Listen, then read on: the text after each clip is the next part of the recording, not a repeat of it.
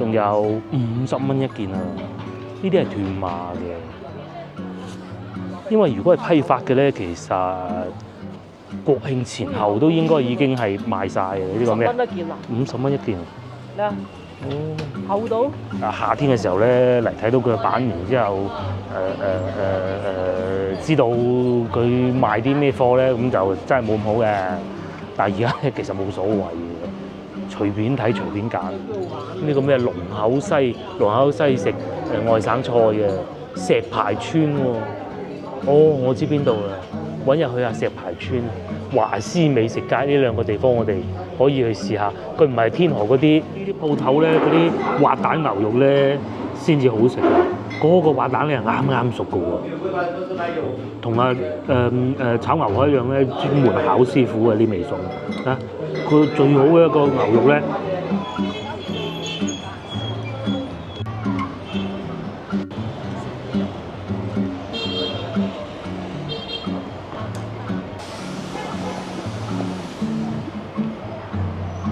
觀眾大家好，而家哇差唔多5點鐘啦嚇，我所在位置係中山8啊，我約咗老婆去食飯咯，睇下去邊度食咧？呢度仲有間麥當勞喎，好多外國人嚟咗廣州啊！時間有啲早啊，5點都未夠，爭少少，冇理由咁早去食飯，我哋去睇下啲童裝係嘛？咁啊，中山8呢度咧係廣州以至華南區咁啊。童裝批發嘅一個基地嚟嘅。今朝係啊，大家睇見我啲衫就知啊。今朝星期5嚟啊，今日咁我咧就去過人民路啊，睇過好多批發市場啦。廣州咧就係一個大型嘅批發市場匯集地嚟嘅。咁人哋話啊，義烏係小商品，其實義烏咧就係小商品勁嘅啫，咁其他就冇乜嘅。義烏啲衫勁咩？係啊，廣州啊。係啊，我哋而家講緊廣州。廣州咧雖然可能個規模啊，小商品嗰部分咧冇義烏咁勁，但係其實其他都好犀利，只不過唔宣傳啫。衣服啦，衣服啊，即係由始至終都係咁犀利㗎啦。你知唔知嗰啲台灣啊？台灣。我睇到有幾個博主嚟廣州買嗰啲衫，佢哋話好好賣，仲好着添。佢係去嗰啲批發市場嗰度買嘅。哦。即係話，即係啲人問佢抵唔抵，佢覺得，反正佢就覺得好抵。但係對於我哋嚟講都係咁嘅。都係咁嘅嘢，即係我哋覺得都唔會話特別平啦。咁啊，就今朝我哋睇過眼鏡啦，好多香港觀眾上到去深圳配眼鏡，其實廣州先至係基地嚟嘅，係啊。咁啊，仲有好多零零碎碎嘅東西啦，譬如話電子產品，唔係。手提電話零配件其實廣州都好多，譬如話一啲耳機啊，咁我哋睇埋佢咧，去到南方大廈附近你哋見到嘅。喂，嗰啲牌子全部未聽過，因為佢全部係出口啊，賣非洲嘅。嗰路中意喺嗰度買手機啊。嗰時啱啱開始有嗰啲智能手機嘅時候，嗰啲山寨機。佢山寨得嚟。但係有牌子啊，同埋用起身都幾好嘅咯。咁至於中山8咧就童裝嘅，就喺面前呢度啦。咁趁住今日天氣幾好。就過嚟睇下啦。對面嗰個交通樞紐，睇個樣差唔多起好。按道理應該係已經用緊嘅。佢話要年尾就已經做好啦嘛，唔係25年尾喎，24年尾喎。凍就買呢啲啦。小朋友着嘅衫60蚊一件。係啊，嗱，嗰啲冷衫50蚊2件。除此之外咧，仲有。女裝啦，女裝就喺13行嗰邊嘅，男裝咧就少啲啦，男裝係最少嘅，都有就喺西湖路嗰邊，度仲有啲斷碼貨10蚊，咩着咧？啲小朋友啊，佢好容易整污糟啲衫嘅，食嘢污糟咗咪又換一件咯。所以咧平價嗰啲咧嚟呢度買，貴價嗰啲你咪買翻啲牌子貨咯。其實我同大家講啊。都係同一條生產線出嚟嘅啫。衣服咧嘅利潤係好高嘅。10蚊4件呢啲斷碼貨已經係算低嘅啦。再周邊啲即係再遠啲去沙河都有係。嗰個好少去嗰邊咁解。沙河又係啊，哇好誇張啊賣衫。差唔多過年啦，有買啲褲仔啊，好嘛？俾啲小朋友。唔差嘅嗰係啊，質量唔差㗎。以前就好差，而家啲線頭其實你睇到嘅嗰啲線頭啊，嗰啲幾靚剪到。而且咧，佢印嗰啲公仔上去啊，其實我哋都分得到做咁多年。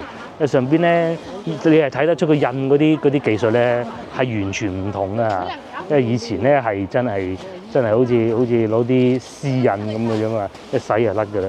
依家係膠印上去，裏邊啲填充物都係啦。嗱，外省我唔知啊，我冇買過，但係廣東人嘅做生意咧就不一樣的厚道好多嘅。廣東人做生意咧，相對冇咁急功近利嘅。即係點解啲人會急功近利咧？其實佢就唔知道啲生意做得到幾時啫嘛。咁梗係快啲賺夠佢㗎啦，係咪先？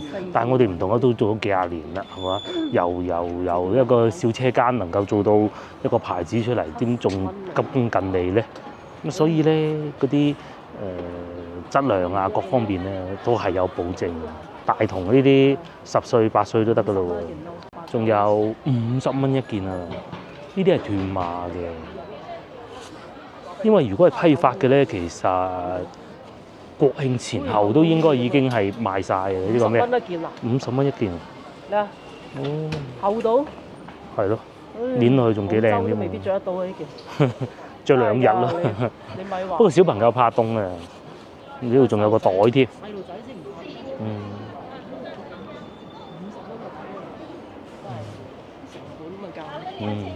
斷碼係咁嘅，斷碼就有啲冷衫。往前行咧，呢度勁啊，咪就半塘村咯。哦，仲有批發市場添，100蚊你想買呢個？我都着得到。俾個侄女啊，哦，佢都着得到。上一次我哋嚟到呢度好似冇乜鋪頭開嘅喎，今日呢度嚟到咁旺嘅。係。平時批發多啊。而家就斷碼賣咗，過年之前。呢個零月都係咁嘅，清倉。哦，啲小朋友着好睇嘅。呢啲係算咩？打底10蚊一件。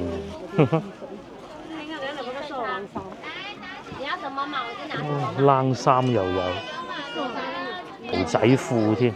呢個女仔好睇，呢度旺咗好多喎，感覺上。仲有 BB。呢度唔旺啊？呢度仲未算旺啊？係。13行仲厲害，細路仔就喺呢邊。13行就主要係女裝多。同埋係啊，白馬同埋沙河咯。沙河最多。沙河最多。冇錯，廣州係一個大型批發市場。全場零售特批，哇！呢度係賣冷衫。嗰次嗰啲觀眾先至話佢話要幫個孫嚟織冷衫喎，唔係織好嘅，織好嘅，但係廣州就唔使點織㗎啦。都係30蚊。你喺廣州你真係唔使織啊，你哋唔差啫喎，大佬。上邊仲寫咩？102蚊2件。69蚊一件。係佢睇款，不過你反正話淘寶咁樣好似。係啊，但係淘寶細路仔衫你唔得噶嘛，淘寶。唔係淘寶啊，即係揾啊，好似尋寶啊。哦。淘寶覺得好似講咩嘢？哦。尋寶啊。尋寶，因為買小朋友衫咧就要帶埋個細嘅嚟，大人啦買大咗就係細咗都仲得，小朋友就唔得嘅。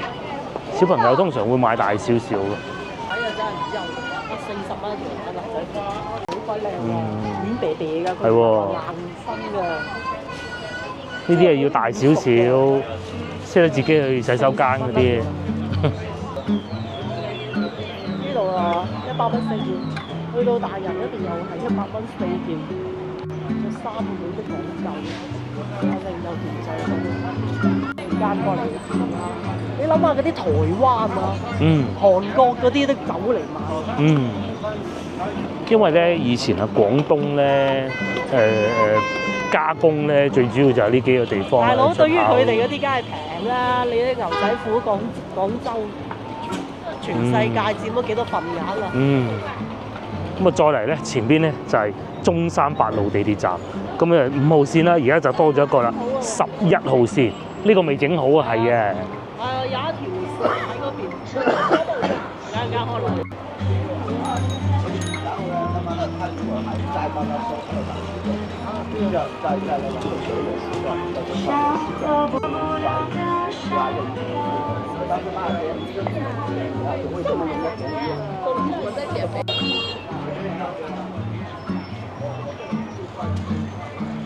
到咧年幾多間鋪啊，都係賣童裝，就好似上一集咁樣，我哋去睇眼鏡鋪咁，成行都係眼鏡鋪嘅。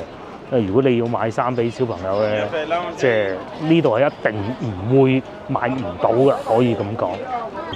30蚊一件添，呢啲啊！有觀眾又會話啦，哇！人哋賣衫嚟影佢好唔好啊？但其實係冇所謂嘅，因為點解咧？而家佢哋已經係賣緊斷碼貨㗎啦。如果講係要批發嘅時候咧，一老早已經係過咗㗎啦。10月份都好遲啊！如果你夏天嘅時候咧嚟睇到佢嘅版，然之後知道佢賣啲咩貨咧，咁就真係冇咁好嘅。但係而家咧其實冇所謂嘅，隨便睇隨便揀。外國人都有嚟買嘅，係嘛？係啊，仲識行當啊，仲知道邊度平，係啊，甚至買翻佢嘅老家添啊！有冇印象咧？玩具批發我哋上次咪一德路嘅，佢 sales 雖然佢嘅口音唔係好準，雖然唔係好準，但係佢基本上溝通得到，就最起碼銷售嗰部分。係啊，你唔識英文，你做少好多生意。係啊，唔識英文點得咁樣？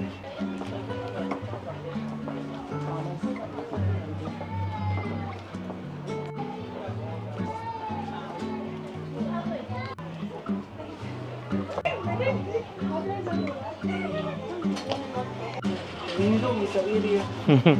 而家唔着，而家梗係唔着啦，反而大個咗唔着。係咪行極都行唔晒咧？呢度仲有咁多啊！亦都係同樣都係賣童裝㗎啦。正如上一集所講啊嚇，經濟學詞語完全競爭市場，差唔多同一款衫，總唔能夠喺呢度可以賣到貴人哋10倍㗎嘛，不可能嘅。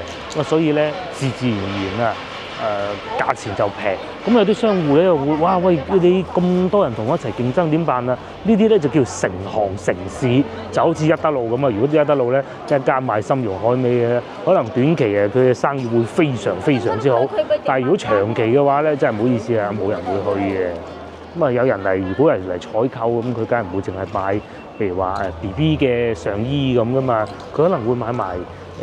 中童嘅褲啊，成套過咁啊，又或者係羽絨啊咁，咁咪大家有生意做咯，係咪？咁至於依家咧，就正如先頭所講啦，真係講多次，賣斷碼貨嚟嘅啫嚇，所以啊100蚊5件，呢啲就2、3歲啦。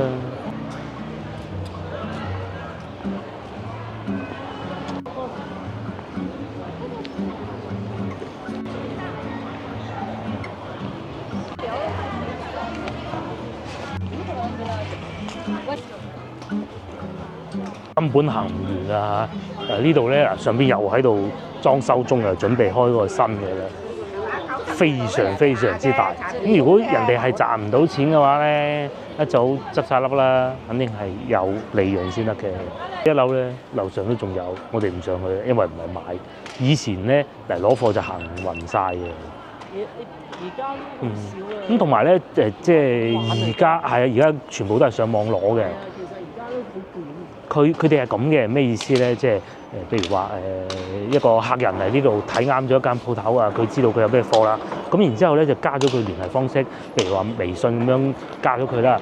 咁佢有貨啦，佢就會擺上去發俾個客戶睇，個客戶可能喺外省㗎嘛，喺廣西嘅咁樣，咁佢發俾佢睇嗱有啲咩貨。咁如果佢攞得多嘅咧，就可能會發個版俾佢睇睇先啊，即係大客戶啊。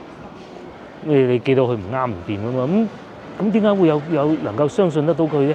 咁其實就係因為我哋廣東人做生意厚道啊嘛，係嘛？寄到去質量變差咗嘅，佢仲可以退喎，咁咪冇問題啦。同埋大家會見到鞋就好少，鞋咧利潤更高，但係咧風險更大，因為啲馬分咗好多種啊嘛。衫就唔同啦，因為鞋你最多3對，我睇怕都夠啦吧。衫都唔同嘅，又打底嗰件啦，又外套啦，又褲啦，褲都可能有2條咁樣。所以鞋就會少啲嘅。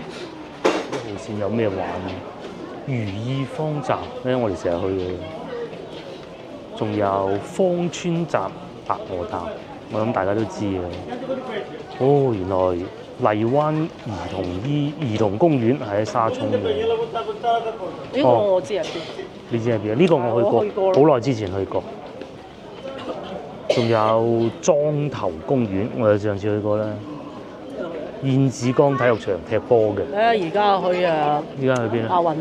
白雲山啊方面。聽日去白雲山，聽日去雲台花園啦。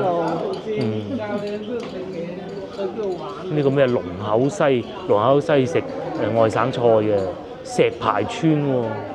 哦，我知邊度啦，揾日去下石排村、華師美食街呢2個地方，我哋可以去試下。佢唔係天河嗰啲很裝逼嗰種嘅啊，呢個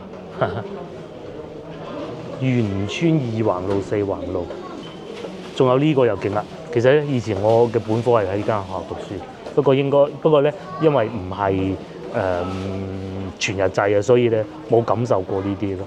變晒。唔係，而家仲有嘅，全部大學後門都係咁噶啦，都係有呢啲美食街嘅。據說咧，呢度叫咩咧？呢度墮落街啊嘛，係啊。哇！呢圖咪幾好，講明廣州係致力發展呢個旅遊業啊，不遺餘力。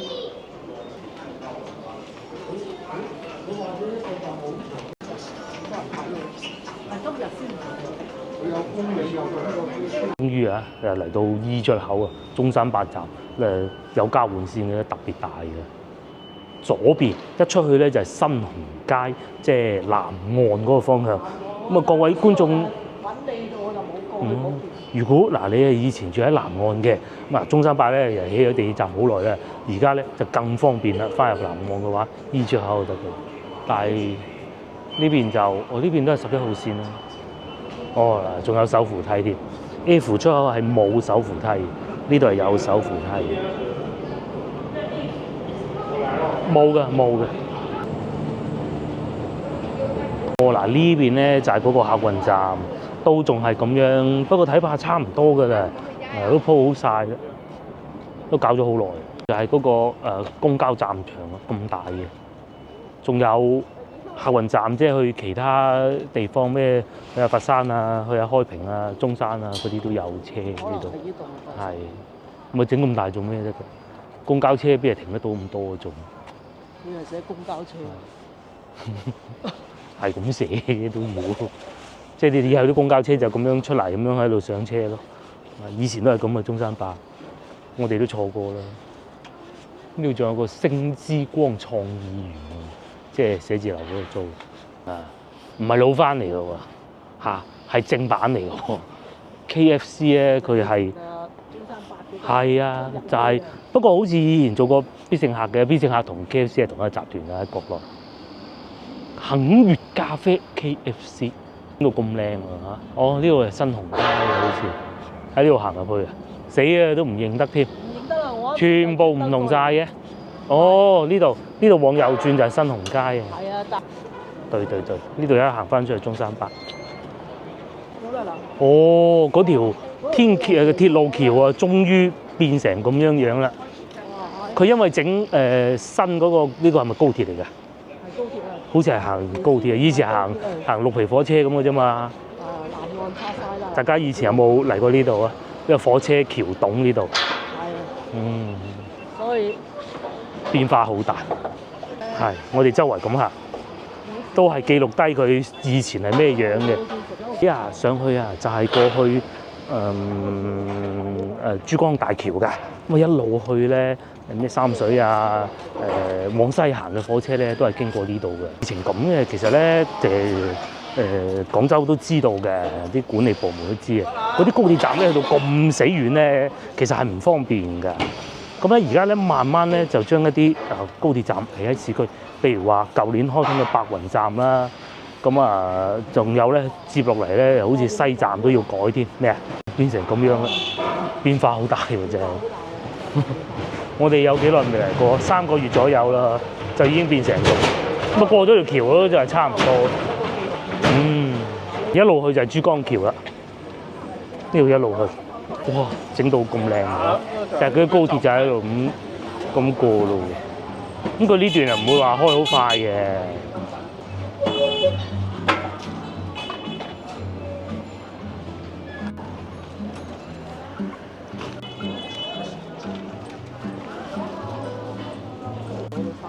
攞唔到3斤。砂糖桔6蚊半有排食。呢度仲有新疆烤肉，哇！或者有啲小超市啦。咁呢度咧都係村嚟啊，南岸村啊。先頭嗰個後生仔咧咁啊賣水果，雖然走鬼，但係千祈唔好覺得唔有手有腳，自己揾自己食，有咩唔見得人嘅係咪？幾好啊！好過嗰啲淨係喺個網上邊喺度自怨自艾，係嘛？呢啲先係正能量嚟㗎嘛！靠自己勞力去賺錢有乜問題咧？咁鬼唔知個個都想做大老闆咩？大老闆都要從低做起啊！阿李超人啊，都係從黐膠花做起嘅啫，係咪先？有2餸飯添，1肉1菜11蚊，最貴3肉1菜20蚊。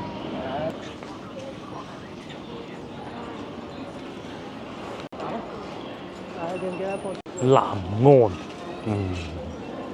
喺一啲博物館裏邊咧，地圖啊，廣州舊地圖咧，都仲揾到呢2個字嘅南岸。村裏邊咧就古樹特別多，呢一棵又係，後邊仲有一棵，唔知啊，佢有寫嘅樹徑啊，佢塊牌寫住240幾年，嗰塊牌喎，守護住呢條村啊。喂，呢度咧又有批發市場喎，真係多啊！咁呢度咧就係裝修零配件批發市場，村裏邊有好多美食啊，湛江菜，又開始揾我哋嘅食晚餐嘅地方。喺呢度咧仲可以一路行到去路尾，可以去翻司馬涌嗰個方向啊！繼續行咧就會去得到西華路嘅。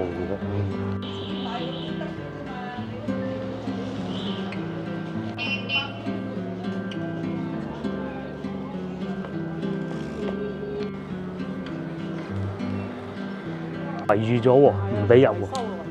馬家祠裝修，請勿靠近。以前咧啲村民啊、長者就喺度打下麻雀仔啊咁樣咯。而家就可能換過第二個地方啦。咁繼續往前行就入村啦，就係南岸村。40方120蚊，哇，都30萬蚊一方咯。係南岸村喎。呢啲平嘅反而仲企得硬啊！唔係啊，冇得係。佢又好租。就係呢個南岸路。預攞2萬零蚊。養老投資入戶學位。私家超級大陽台。160萬。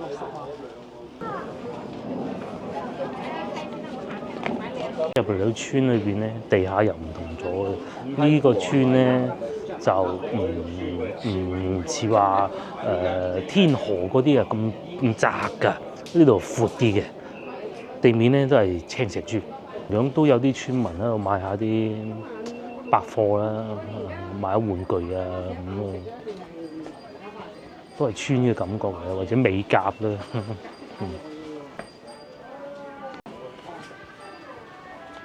呢度行咧，啲青石磚有個好處咧，就係啲車係唔會開得太快，無論係單車又好啦，你電動自行車都好啦，因為佢冇辦法一擰就衝出去啊嘛，咁啊有咁好。呢度仲有一間好老字號嘅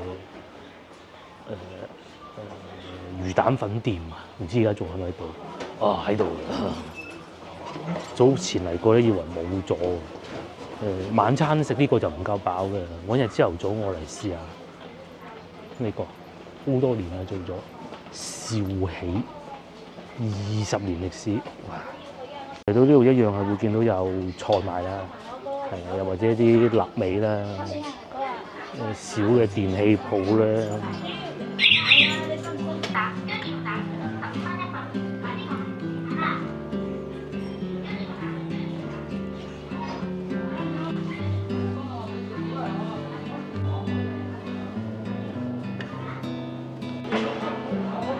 嚟到呢度咧，又一個好開闊嘅地方。原來呢阿叔叔咧就嚟晒呢度捉棋，捉緊象棋。而且呢個菜館我哋都之前都嚟過㗎啦。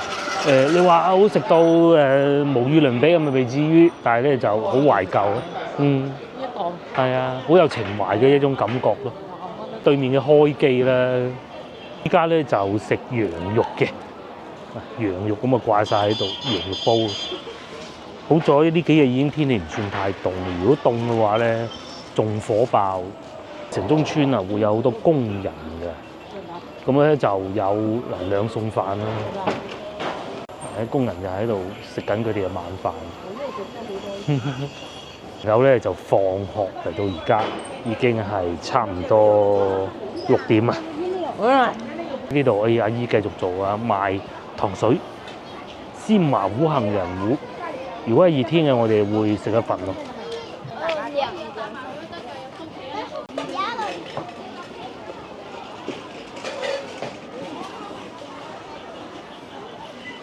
兩餸飯啊！呢度又係4拼都係15蚊嘅。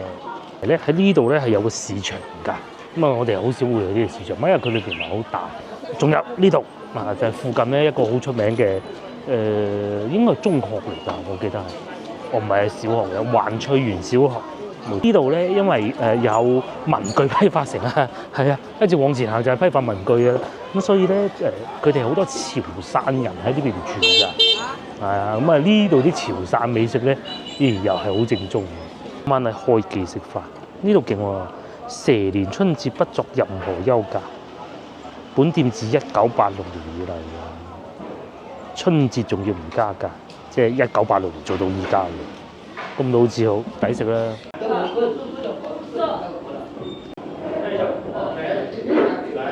你又揾到座位啦，咁啊，梗係呢個時間段。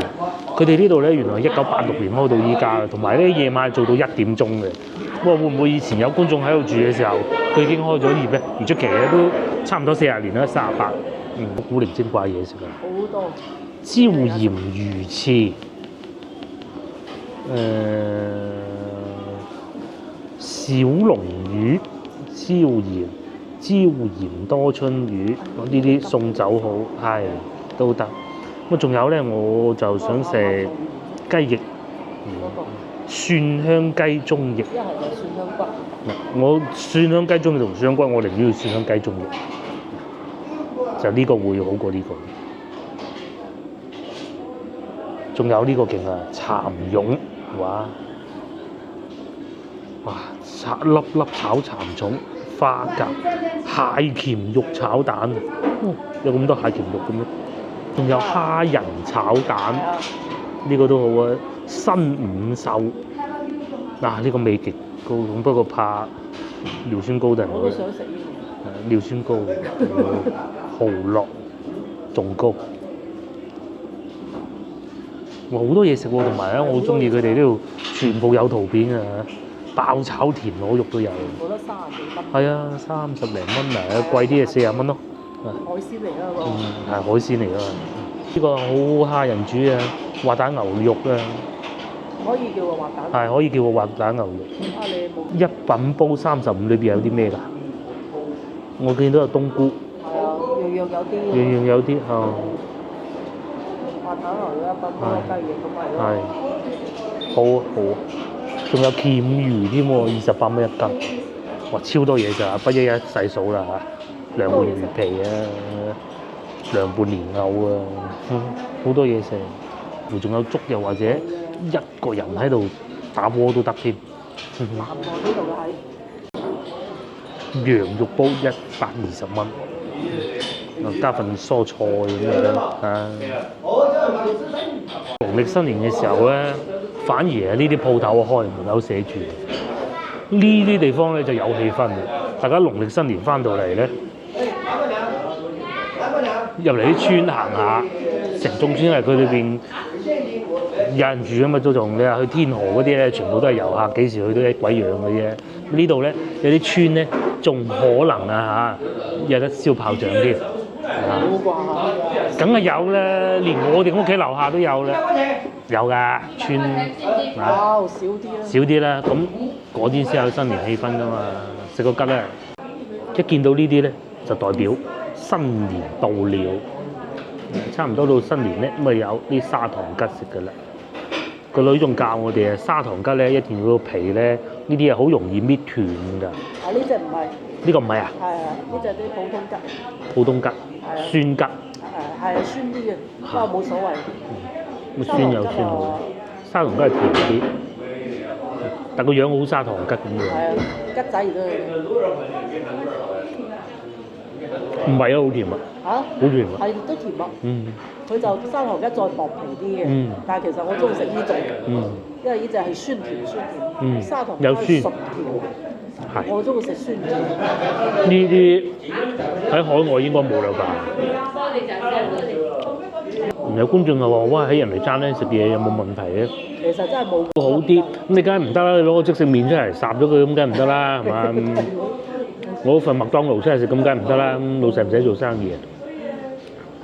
熟啲俾埋老細食都得啊！即係冇真係冇講究，冇咁多規矩嘅，或者叫 hea 啲放鬆。鋪頭咧嗰啲滑蛋牛肉咧先至好食嘅，嗰個滑蛋咧係啱啱熟嘅喎，同炒牛河一樣咧，專門考師傅嘅啲味餸啊！佢最好嘅一個牛肉咧，同埋個滑蛋咧咁樣夾起身，個滑蛋咧又隱約然夾唔起咁啊！咦，哇！你睇下，好似張紙咁喎。我見阿師傅拎上嚟嘅時候，嗰個樣幾自信。嗱，你呢啲啊真係啊，冇揀錯啊！我哋啱啱好滑，好正啊！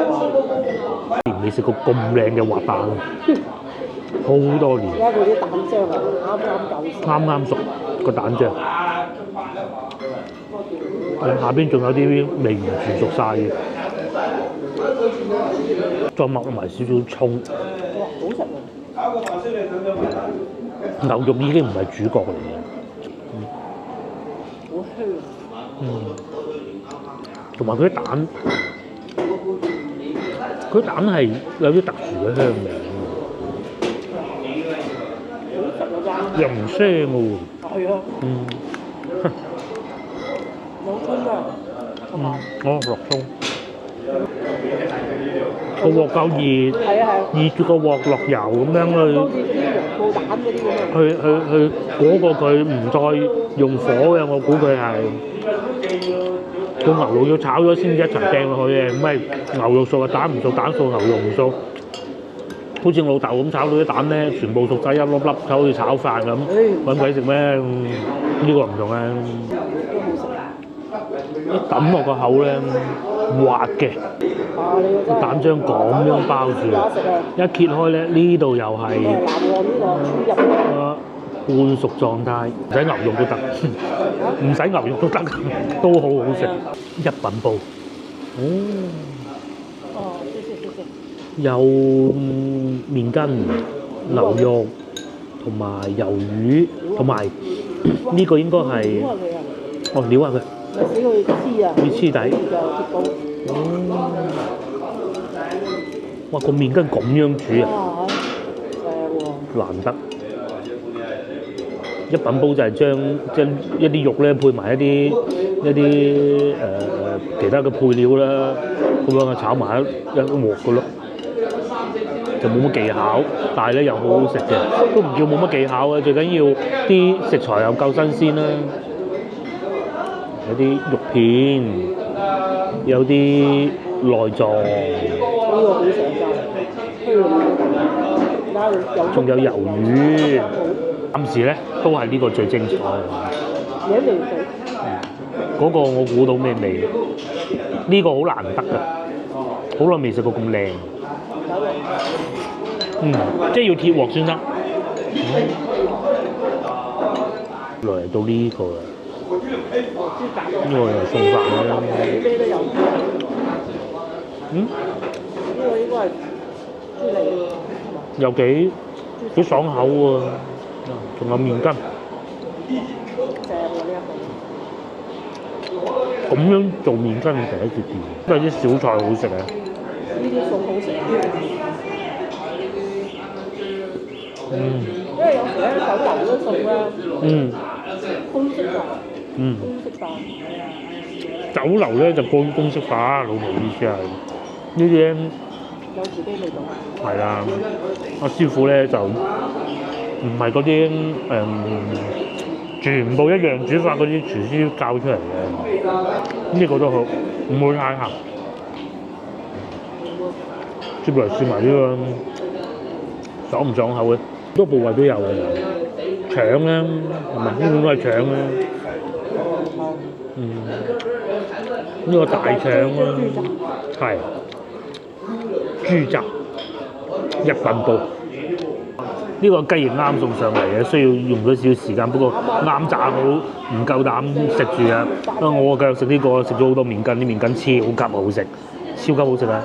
知個老婆咧平時唔點食飯咧，今日嗰碗飯啊，睇怕食得晒嘅。我好少話食成碗飯啊！食晒碗飯，即係嗰啲蛋就係餸飯，同埋碗飯都夠大嘅咁啊，梗係要打包一碗飯俾個女，使唔使啊？要啊！係暫時咧最滿意，真係就係個滑蛋呢部分，火控制得好之餘咧，啲蛋仲好有味道啊！你想唔想？即係佢又有啲香蛋嘅香味。要佢鑊夠熱先得嘅。又會熟過頭咧，老咗唔好食啲蛋。似咩咧？嗰啲香港觀眾應該知啊，鹹牛肉蛋治，咁佢裏邊會熟晒嗰啲個蛋。咁咧你一路食咧，如果你唔揸住佢個邊咧，咁咪會跌落嚟咯。大家應該明㗎。因為佢哋嗰個牛肉面字嘅。係。唔係㗎，我食過有啲唔係面字嘅，唔係好似啲牛肉片咁啊。接落嚟個雞翼啊，揀隻細細地試下先。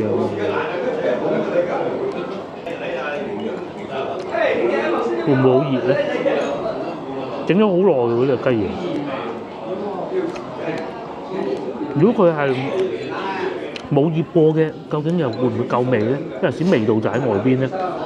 嗱，我非常高嘅技巧。我好中意食呢個嘢餸。都有味啲肉裏邊。都會整。哦，好蒜香啊！啲味道主要集中喺個外皮嘅，咁啊肉裏邊都有，唔係話冇。因為我師傅唔知開咗令佢更入味啊。好貴香。佢唔似嗰啲快餐店嗰啲啊，裏邊係乾嘅。咁通常雞翼咧，絕大部分咧其實都係雪藏，唔係好正常嘅，太老咯可以。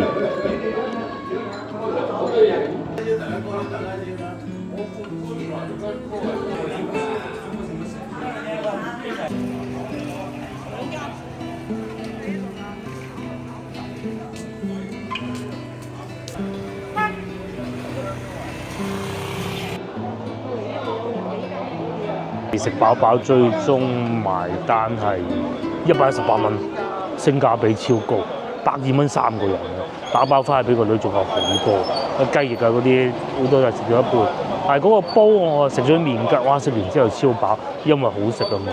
後嚟都得一台客到依家咧，差唔多7點啊，幾乎坐滿咁滯，全部都係啲老街坊熟客，做熟客生意嘅。到夜晚黑入嚟行下冇問題嘅，呢啲唔會話有咩危險就梗唔需要擔心啊！廣州基本上都冇嘅。唔知大家仲記唔記得有一日我去汕頭，咁我好早去攞車喺龍津路，因為5點幾啊，我都唔係好記得定6點啦。總之個天未光，黑鬼媽媽冇人，一樣係咁行冇問題，唔需要擔心。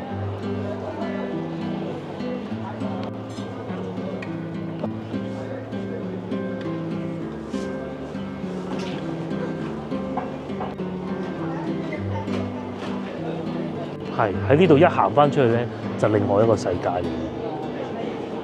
出到去咧就好繁忙嘅一條路咯。11號線美食啊！係11號線沿線美食，都算㗎啦。梗係算啦。哦，呢度都幾旺喎。不過呢啲係外省菜。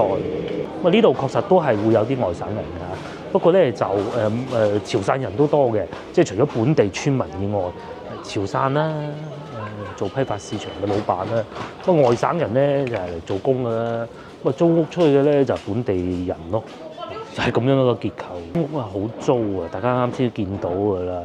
嗰啲好細嘅單位咧，40平方嗰啲咧，都要賣到成2萬幾，差唔多3萬蚊。呢啲好好賣。係啦，又雙地鐵喎，不過有個問題就係舊啲咯。但係咧，舊呢啲屋咧有個好處就係佢唔使物業管理費。以前就好少會咁嘅，限購啊嘛。其實而家咧多翻人會咁做啊，就買翻啲舊屋出嚟，然之後出租咯。咁你啲錢擺喺度做咩啫？佢計翻個回報率嘅話，其實都幾高嘅。啱先我哋睇見咧都2-3千蚊，2000幾蚊一個月，好租嘅細屋。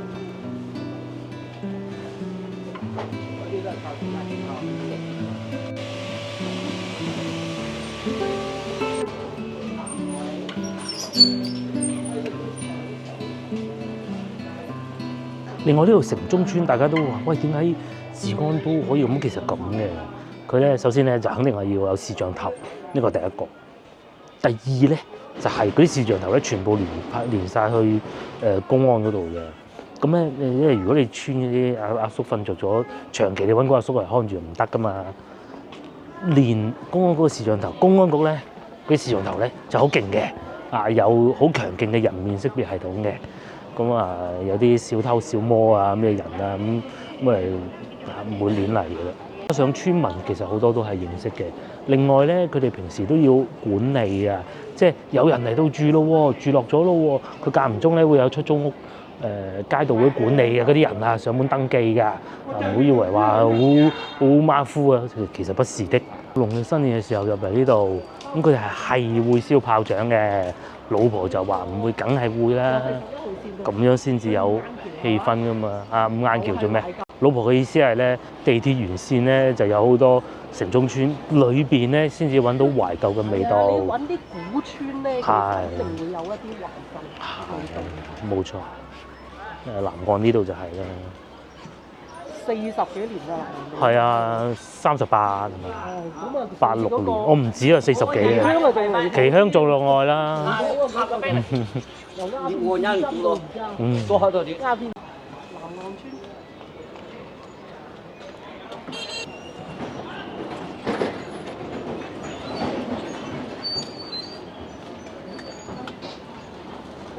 到而家呢個時間，啲人收工，哇，都幾繁忙㗎。嗰啲電動自行車咧都好多，整治咗一段時間，花啲時間點啦，慢慢嚟啦。咁有電動自行車係方便啲嘅，好多呢啲兩餸飯嘅時候，老婆已經想話食呢啲，我叫住佢唔好。20蚊3個肉一個菜，啱先已經見過。鹹洞擴寬咗，好難㗎，鐵路嗰啲好難去改造㗎。唔係啊，佢而家係依家咪擴寬咗咯，車都行到啦，以前都行到，但係好難行啦。佢咧以前咧，一路過到珠江橋啊，一路過到嗰邊咧，佢係靠嗰啲鹹洞啊，佢底下唔係挑空㗎。即係你而家多咗底下挑空咗呢個咯。你可以攞嚟停車啊，各種咯。以前佢呢度係嗰啲係密封嘅，係一個山坡咁㗎嘛。係堆出嚟㗎嘛，個山坡同珠江橋平行咁㗎嘛。依家咧就下邊可以係啊，你而家就停下車都仲得。停車咯，以前嗰啲密封㗎啦。而家呢度就變成咁，有機會真係喺度住過嘅觀眾，如果翻到嚟有機會過嚟行下，我哋都見到咁大變化啦，何況你哋係咪？咁啊，村裏邊變化應該會少啲，但係外邊呢度近鐵路呢啲，除咗嗰間屋拆咗咯，但係好難嘅，村屋好難會拆得到，好難講啊！嚟翻呢邊又光猛翻好多，呢個係寫字樓先我講過，好多呢啲辦公室嘅國企直租，呢邊就仲未整好啊！嗰個客運站外邊咧就已經係中山8路。呢個麥當勞係新開嘅喎，啱啱可能呢2日開張嘅喎。啊，因為1月啊嘛，1月初啊嘛。咁啊一邊係賣炸雞嘅，一邊係賣咖啡嘅。好多呢啲係而家肯德基開咗，麥當勞咁啊，麥當勞都係咁嘅。隔離仲有公寓添。呢個我哋之前嚟過食桂林米粉，都幾好食嘅，但係就冇咗啦，而家已經。